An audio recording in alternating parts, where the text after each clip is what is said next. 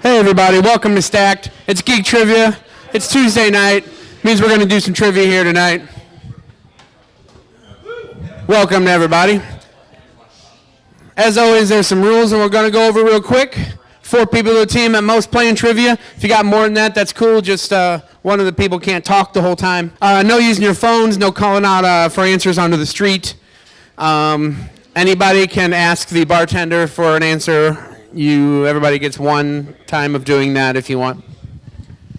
Other than that, the winners, we're gonna do 30 questions here. 6 rounds of 5 questions each. Winner's gonna get a round of drinks or a $20 gift certificate to split up amongst your table. So we're gonna start tonight in the first category. This evening is Rain Rain. It's been quite rainy around here. Very inspirational. So this category is called Rain Rain. Number 1. What is the rainy, water-covered planet that is home to the cloners in Star Wars Attack of the Clones? All right, number 2. Number 2, Into the Ring is the title of the first episode of what television show which sees the titular character engage in a brutal fight with an assassin in a torrential rainstorm? Into the Ring is the title of the first episode of what television show which sees the titular character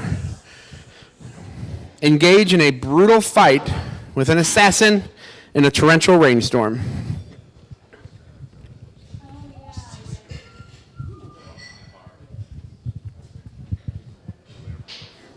I'll give you a clue. The answer is not SpongeBob SquarePants. So if you're thinking about writing that, I know. The reason is because the person that SpongeBob gets in the brutal fight in is actually not an assassin. He's just a serial killer.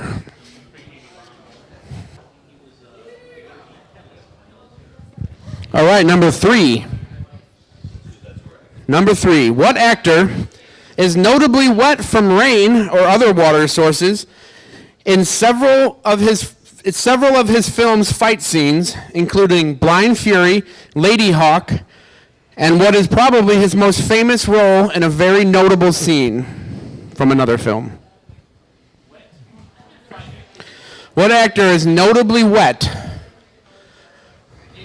Thank you. From rain or other water sources in several of his films' fight scenes, including Blind Fury, Lady Hawk, and one other one that I'm not going to tell you the name of, but it's very notable and probably his most famous scene. All right, number 4. This one's kind of long. Actually, the next 2 are kind of long, but this one's also kind of long. Number 4. The night's gotten just about as hot as it's going to get. There's a wild crackle in the air. The wind's got a crazy edge to it. There's a storm coming. Is the internal monologue of Dwight, foreshadowing not only a rainstorm, but also the death of a cop and the events that follow from what Sin City graphic novel?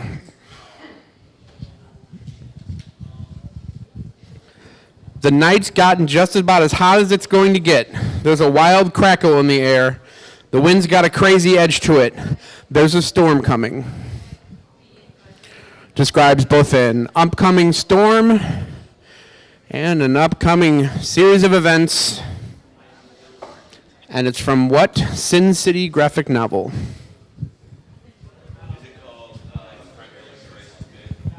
Nope. There's a question about that later, though. All right, number 5. This one's kind of long, too. Number 5. The now defunct Muto Research website was a piece of viral marketing for what 2014 film, which, after a visitor typed the word storm, displayed the following warning. Please be advised, severe weather alert issued for the northeastern Pacific seaboard with possible electromagnetic disruption. No available information. No further information available at this time. The now defunct Muto Research website was a piece of viral marketing for what 2014 film that would display that thing I read if you typed in the word storm.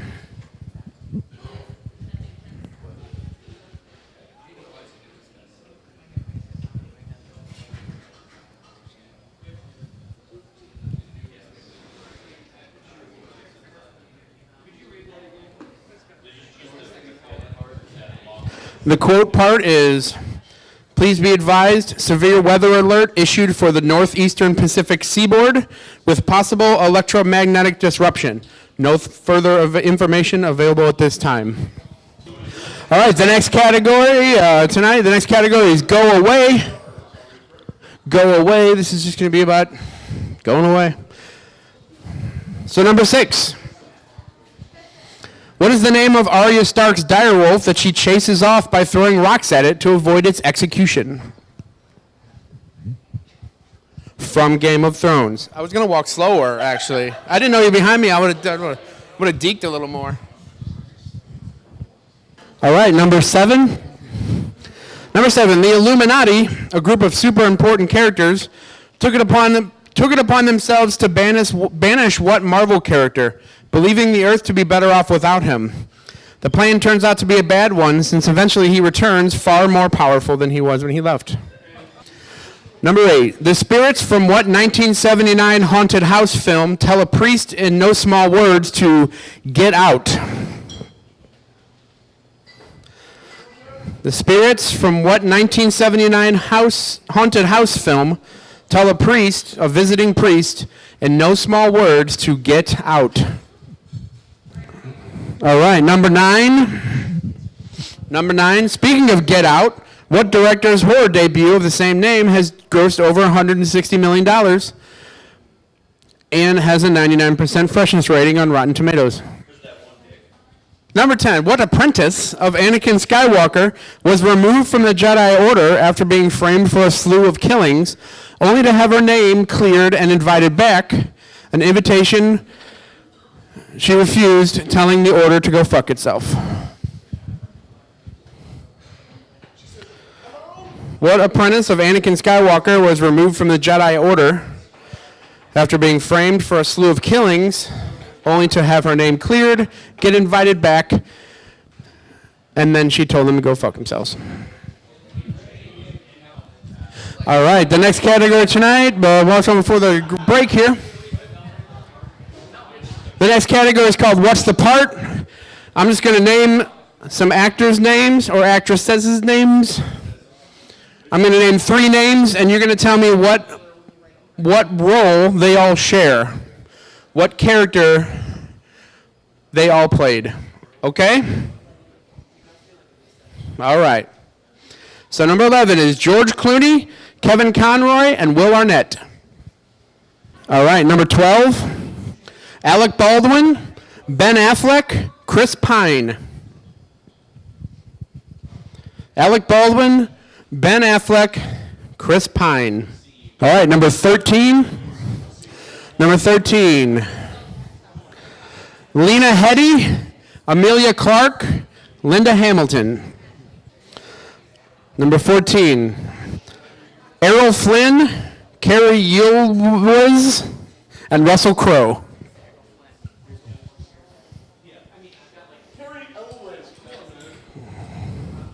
Errol Flynn, Carrie Elwes, come on man, and Russell Crowe.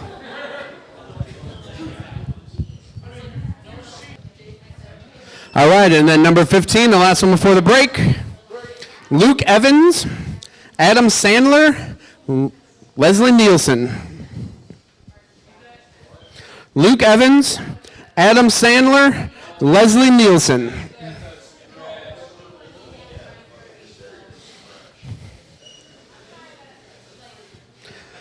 All right, we're going to take a break here. We're going to come back in about 15 minutes. Go ahead and refill your drinks. Get your Thin Mint pie on or whatever, and we'll be back here in 2 and 2. All right, everybody, welcome back from the break. I hope you're all refilled. Hope you all got your Thin Mint cake on, pie. I don't know, what is cheesecake? Is it a cake or a pie? I think it's a pie. If you don't agree with me, then fuck you. All right, next category tonight is called opening songs. I'm going to ask you about the opening songs for some films. I think they're all films. Yeah, they're all films. Opening songs, and we're going to go with number 16 because when we last did a question, it was number 15. And numbers make sense. Number 16. What 2002 film opens with a performance of Rammstein doing Firefly at a club in Prague while a secret agent gets shot and inadvertently passed around as if he's crowd surfing? The year was 2002. Inside of my mouth. Oh, a thing about the last category, some of those, the people I mentioned, they may be voice actors. They're not all live actors on screen, just so you guys are aware. I do count voice actors as someone taking on a role. So I just wanted to make that clear. And it also spans TV and film. Okay, but now let's go into this category, number 17. The film Trainspotting opens with Renton's monologue on top of what fitting 1977 rock song? The film Trainspotting opens with Renton's monologue, the one about choose life and all that, on top of what fitting 1977 rock song? Which is incidentally the year I was born, so this song's the same age as me. Oops. All right, number 18. Number 18. The only song by the George Baker selection that you've probably ever heard of, and the only one to ever get higher than number 25 on the U.S. Billboard charts, opens what 1992 crime drama after the diner scene, of course. The only song by the George Baker selection is the name of the band.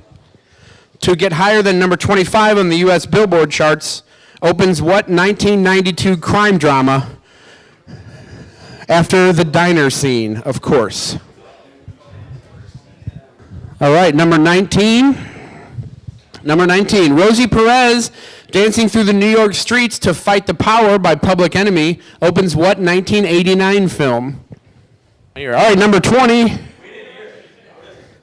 Number 20. What 1964 Bob Dylan song provides the background for the brilliant opening sequence of The Watchmen, an illustrated recap of the history altered by the presence of superheroes? What 1964 Bob Dylan song provides the music for the opening of The Watchmen? Okay, the next category is called Bad Dads. It's called Bad Dads. It's going to be about bad dads. So number 21.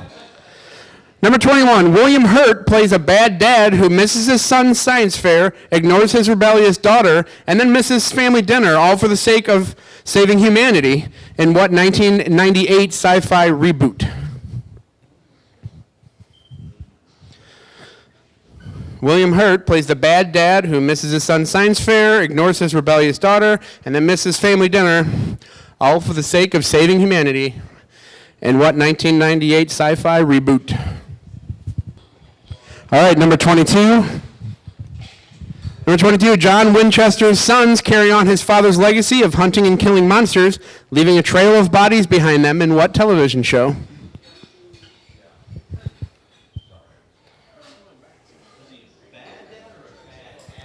He was a bad dad. He was a neglectful father.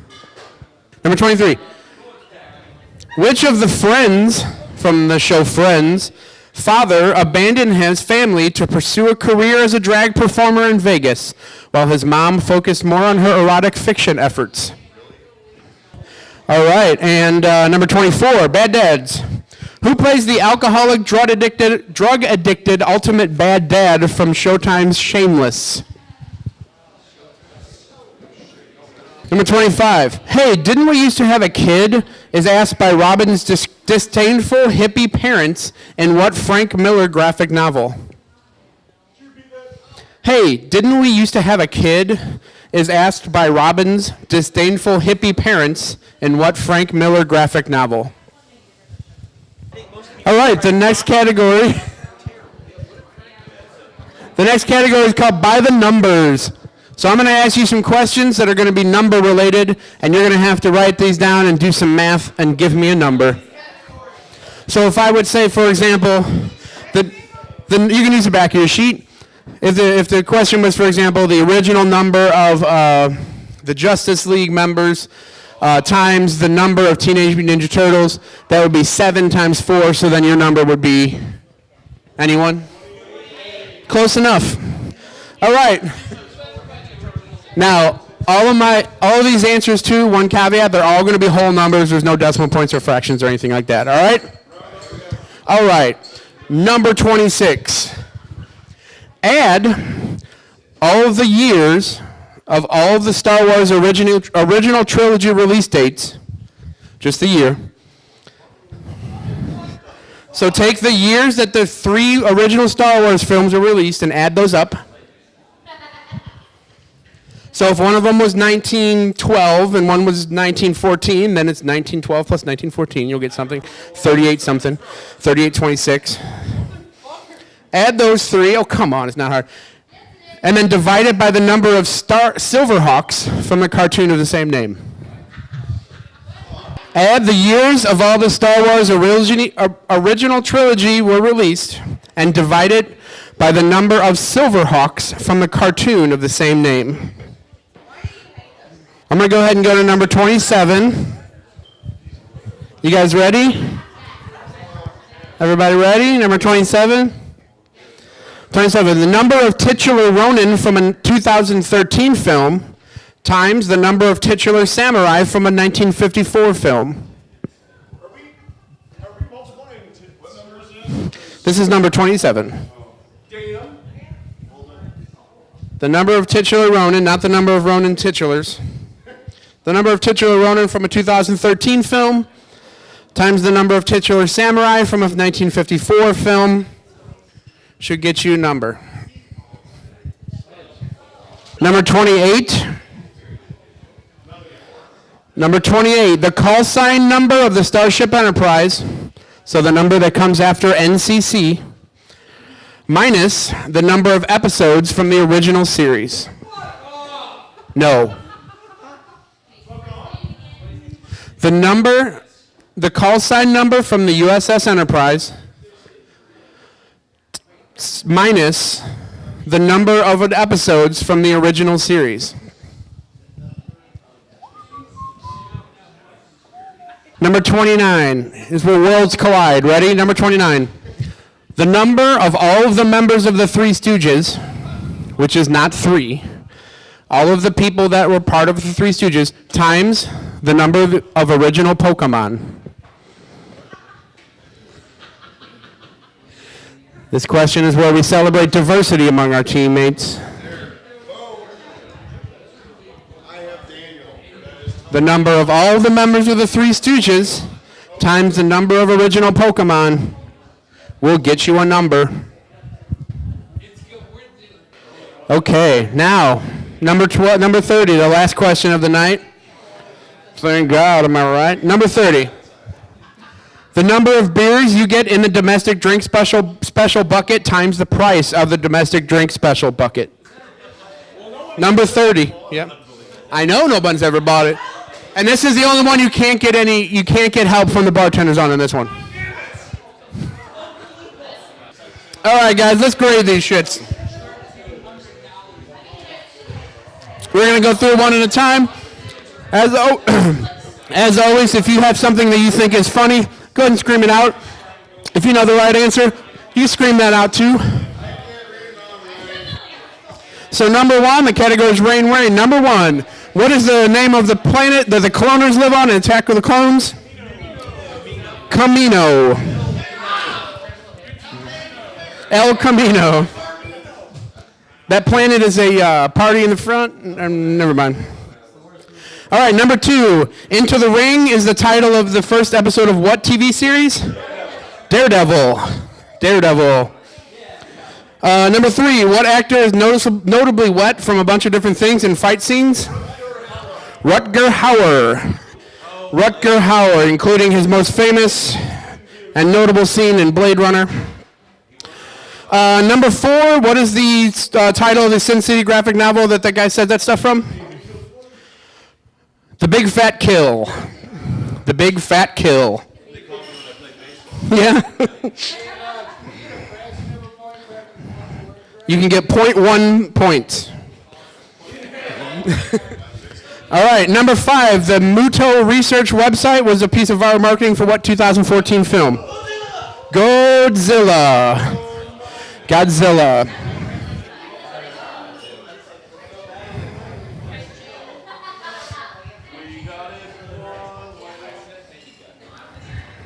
All right, number 6. What is the name of Arya Stark's direwolf that she tells to go away?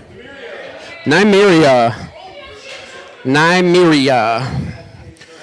Number 7, in Marvel Comics, the Illuminati banishes what character who then comes back and kicks everybody's ass? The Hulk. The Hulk. Number 8, what 1979 haunted house film has a priest with flies all over him that spirits tell him to get out? The Amityville Horror. Number 9, who directed the blockbuster horror groundbreaking film Get Out? Jordan Peele. Jordan Peele, one half of the famous comedy duo Laurel and Hardy. Number 10, who is Anakin Skywalker's apprentice who the Jedi Order told to get out? Ahsoka Tano. I'll take Ahsoka. If you have Ahsoka, that's fine too. If you have Snips, that's fine too. Ahsoka Taco. I don't even know what that means. You're the one editing this later, so you say whatever you want. Yes. Oh, okay. All right, what's the part? Number 11, George Clooney, Kevin Conroy, Will Arnett. Batman. Batman. Number 12, Alec Baldwin, Ben Affleck, Chris Pine. Jack Ryan. 13, Lena Headey, Emilia Clarke, and Linda Hamilton. Sarah Connor. Number 14, Errol Flynn, Carrie Ewells, Robin Hood. Number 15, Luke Evans, Adam Sandler, Leslie Nielsen. Dracula. Dracula. Dracula. Dracula, dead and loving it. All right, opening songs. Number 16, what 2000 film opens with a really awesome performance from Rammstein? Triple X. Triple X. I just watched. It's on Netflix now. I just watched it the other day. That's why I wrote this. 17. Train Spotting opens with what song?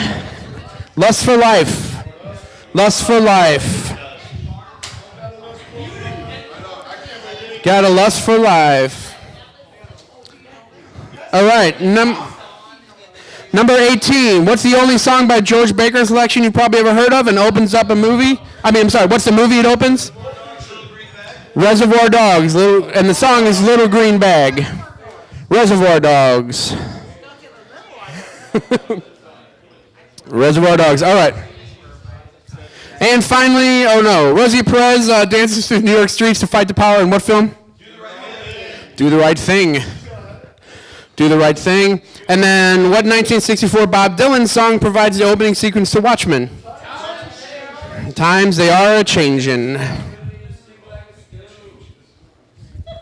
All right, number 21, Bad Dads. William Hurt plays a bad dad that does a bunch of stuff for the sake of humanity in what film? Lost in Space. Lost in Space. Lost in Space. Very underrated reboot. Number 22, John Winchester's sons carry on his legacy on what show? Supernatural. Supernatural, good job. All right, number 23. Which one of the friends' father goes off to Las Vegas for the drag show? Chandler. Bing. All right, number 24. Who plays the alcoholic, drug-addicted, ultimate bad dad on Shameless? William H. Macy. And then number 25. Hey, didn't we used to have a kid? Is asked by Robin's disdainful hippie parents in what Frank Miller graphic novel? The Dark Knight Returns. The Dark Knight Returns. Yeah, okay. I believe you.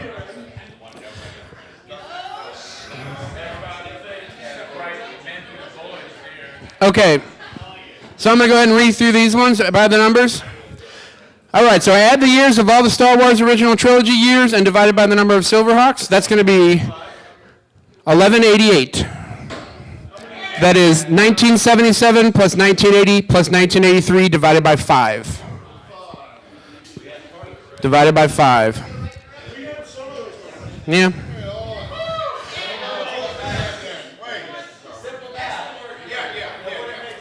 All right, number 27. All right. The number of titular Ronin from 2013 film times the number of samurai from 1984. That's going to be 47 times 7, and that's 329. 329. 47 Ronin and 7 samurai of the 2 films. And here we go. Number 28, the call sign number of the Starship Enterprise minus the number of original episodes. That's going to be 1701 minus 79 is 1622.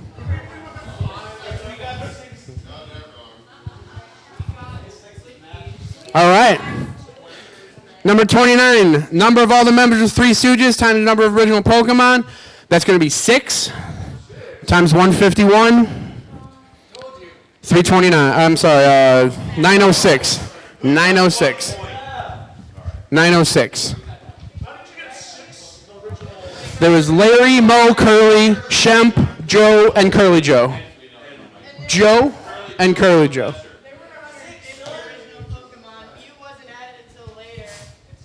All right, well, put a star by it, and if it matters, we'll look that up.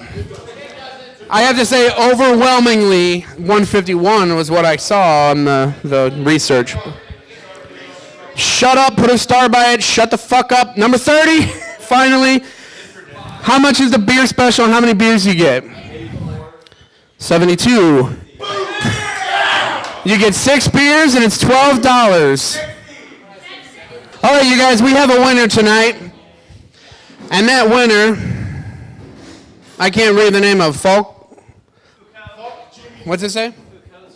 Foucault's Frenulum. Foucault's Frenulum at 25.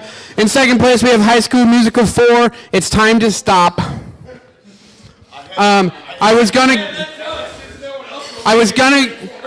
go ahead and do that, give you guys the Pokemon number, but you didn't get the Three Stooges right, so it didn't matter anyway.